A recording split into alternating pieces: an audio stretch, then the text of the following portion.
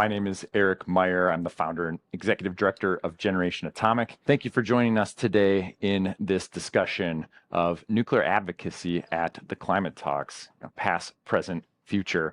Today, we will be thinking back to some memories from previous COPs, some lows, some highs, some lessons learned. Also be examining different trends in communication, trends in technology, and the interplay between them.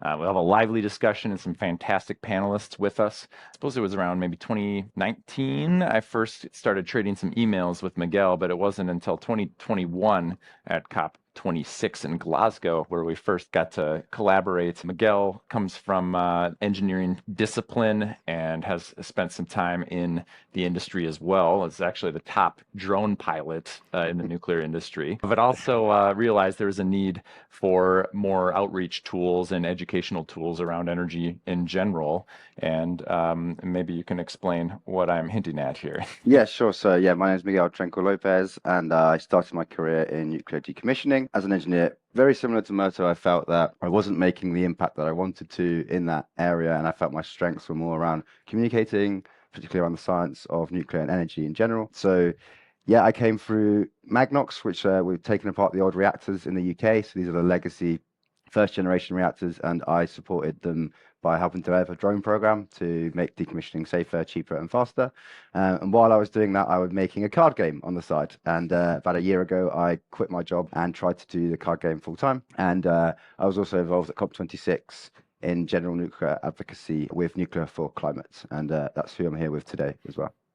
Thanks for being here, Miguel. Miguel, this is my sixth COP, and I've seen the trend over time. And I do have to say that COP26 in Glasgow was a bit of a coming out party, thanks to the excellent organizing work of the Nuclear for Climate team there. And Miguel was, right at the center of it. Maybe you have a few highs to share with us from that experience. Yeah, I kind of like to start at the beginning of my advocacy journey. So always been interested in energy. It's always been something I've been passionate about. And government's not doing enough to change. And then the Extinction Rebellion movement came about. And I don't know how strong it was in other countries, but in the UK, it was a very big movement. And I decided that I wanted to be a part of it. So I took some time off work. I dressed nice because I know in the UK media, they're all crusty hippies. They want net zero by 2025. All their demands were extreme. It's not feasible. They're crazy. And so I wanted to give it a sense of credibility. So I dressed nice. Unlike here, I dressed in a t-shirt to be approachable. There was the opposite. And I also took with me some leaflets that I made about nuclear power because I also knew that nobody there have any interest in nuclear as part of the solution.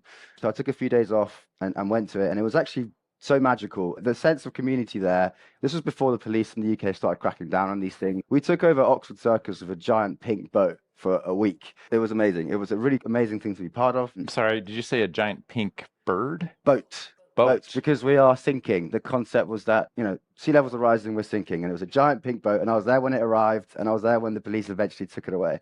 And I always had to be on the edge of being arrested because in the nuclear decommissioning world and with my security clearance, being arrested was a big issue. And they actually raised activism as a security threat. So the fact of me being there was a problem. And you did shut down London. Shut. Don't think in the UK history it has been that big. It was incredible. Of an impact. It was incredible. And it was amazing to be part of. And actually, coming back to work in nuclear decommissioning, people didn't understand why I was doing it. I was the undercover hippie. That's what some people called me. No one really, they thought I was just silly and all that activist and young and all interested in this kind of stuff. So it wasn't really something that was encouraged in the industry. And that's where my activism started. And 6 months later, it happened again. And at the time, I was working in the Department of Energy, and all the protests were around my building that I was working in.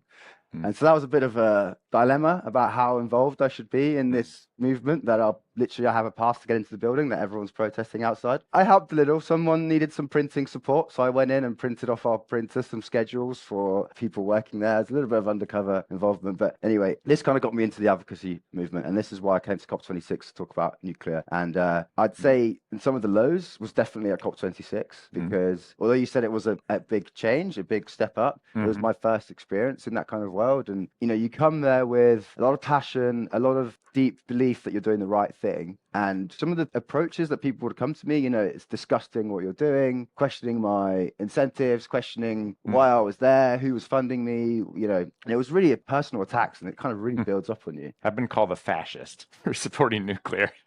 Yeah. I'm like, I don't think you know what fascism means. Yeah.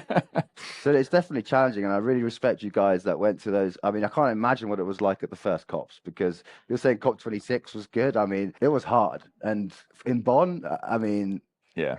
I can imagine that was really difficult. Agree. And land use injustices are definitely not unique to nuclear energy. I'm thinking of the First Nations people in Quebec who were displaced from their lands for all the hydro. These are traditional fishing lands going back thousands of years, just being taken away for a song. Very small amounts of money, people displaced, entire way of life lost. There's a tribal community, one of the largest tribal communities in the US, that's been fighting a wind installation project in Oklahoma, and also the Sami people in northern Finland. Greta Thunberg joined them for this protest against a new wind installation there. So land use issues are definitely not unique to nuclear, but I hope that the nuclear industry can respect them as we go towards that brighter future with that clean energy transition. So thanks for bringing that up, guys. So we got a couple engineers here, but I wanted to get your read. What's more helpful, that there are reactor designs that are, passively inherently safe because of the physics that we can talk about in our advocacy there, or recycling of nuclear waste, for example, or let's call them communication innovations of bringing a fuel pellet around and saying this is the same as a ton of coal, or a polar bear named Melty. So when people think the word melt, they think about climate change, not about meltdowns, having that semantic shift. So communications innovation there. Talk to me a little bit about, in advocacy, how those interplay in effectiveness. So when I was at the Extinction Rebellion protest, one of the leaf for information was, a lot of it was about Gen 4 reactors and about the exciting innovations that are happening. For example, inherent passive safety, recycling of waste, all these things that we see as like key to making the industry go forward. And some people would see that and be like really interested, fantastic. And some people had absolutely no interest in these technological changes. And so I think we need both. We need to do that, and we need to communicate it properly. And we need the people that are good at both of those things to do those things. We want great engineers working on engineering problems and great communicators working on communication. I found myself more on the communication side, so that's where I've kind of pivoted and focused on. I didn't even know we were set up for questions from the audience, and now I'm thinking that could be fun. I've seen a lot of just talking head panels, and I bet our audience has some amazing questions, so I'm going to go ahead and cross the rest of mine off and point to Johan. Thank you so much for the talk. I was just wondering, because when we talk about waste management, and now you have not in waste management, but decommissioning, Miguel, what is your thought about the argument that we sometimes talk about waste as something that can be reused and something that can be reprocessed and be used in new reactor technologies?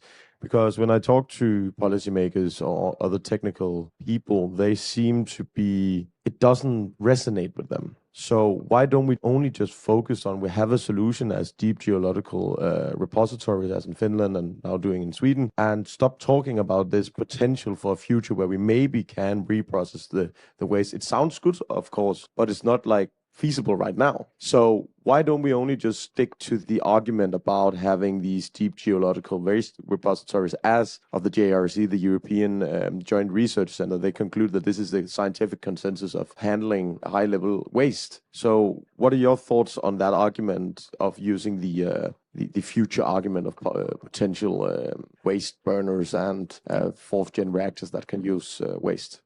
I guess I'll just give the UK perspective. So it was back in the 80s that scientists agreed that deep geological repository was the best way to go. And the UK started a consultation process for where to place that. That failed. They started another one. That failed. They started another one. And I think it's been 40 years of consultations trying to figure out where to put this. And everyone kind of agreed. Well, that's another issue, right? We can't export our waste, but everyone kind of knows where it's going to go. Sellafield is where most of the waste is, and there's very good geology there where we can store it. And it just makes sense. But the consultation process has been rubbish, and politicians, democracy is on a 4-year cycle, right? So these kind of issues are so long term that it's very easy for a politician just to be like, you know what, I don't want to deal with this. This doesn't have to be my problem. I'm going to avoid it. And we have the largest plutonium store in the world. We have 150 tons of plutonium, and there's been constant discussions about what to do with it. And that's a huge resource that's very valuable to create new fuels. But sometimes a lot of the politicians say, you know what, we're just going to bury it and make it non-retrievable and just get rid of the problem. And it's just a constant yo-yo between what we should be doing with it. So I think in the nuclear industry, we're very good at communicating the benefits of nuclear, but sometimes tend to gloss over the risks of nuclear. And I've heard this in a panel discussion at my university where it can come across as we're trying to hide what can go wrong with nuclear, where there are risks. But how do we put it in context of the risks of climate change and people who are against nuclear, but also are against fossil fuels and only want renewables? How do we communicate the risks of not using nuclear in terms of the climate crisis?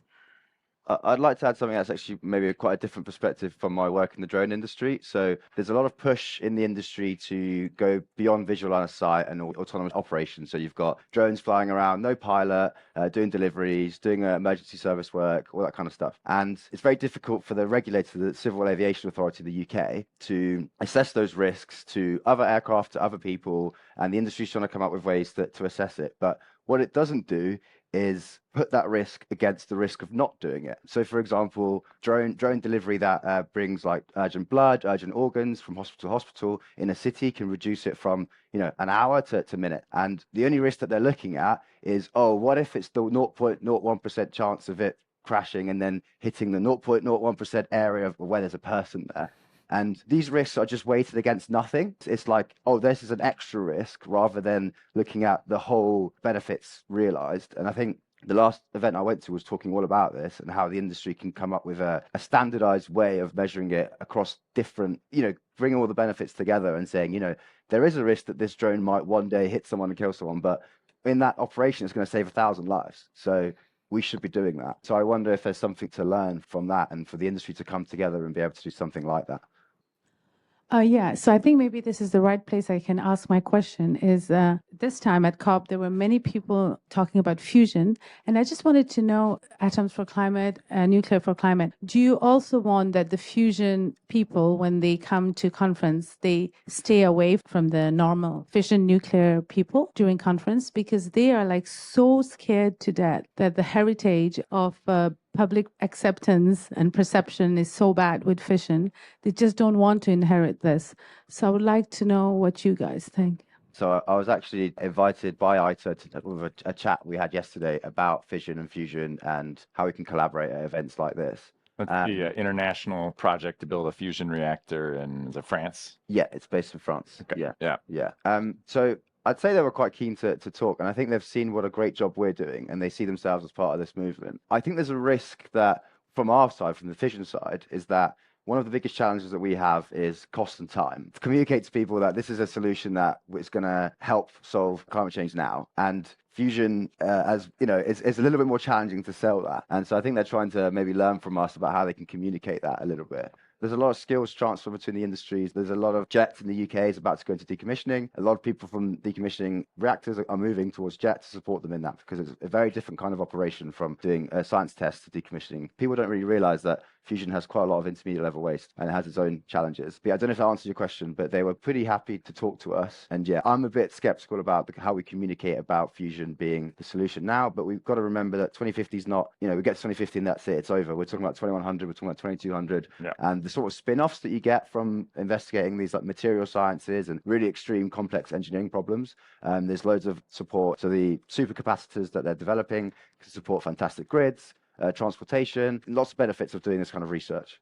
Yeah, great. I'll go just for the brief closing thoughts and remarks on our discussion. We'll start with Miguel and go down the line here. Yeah, I think it's been a fantastic conversation, actually. I've actually learned from everyone here today. It's really important to have these conversations and share our experiences and journeys with other people because understanding where we've come from and why we've done what we're doing is really important. And I think often that's not included in the conversation around nuclear. We're just spouting facts and we're not really talking about why we're here. So I think that's been really good to hear from you guys coming through like that and yourself. Thank you, guys.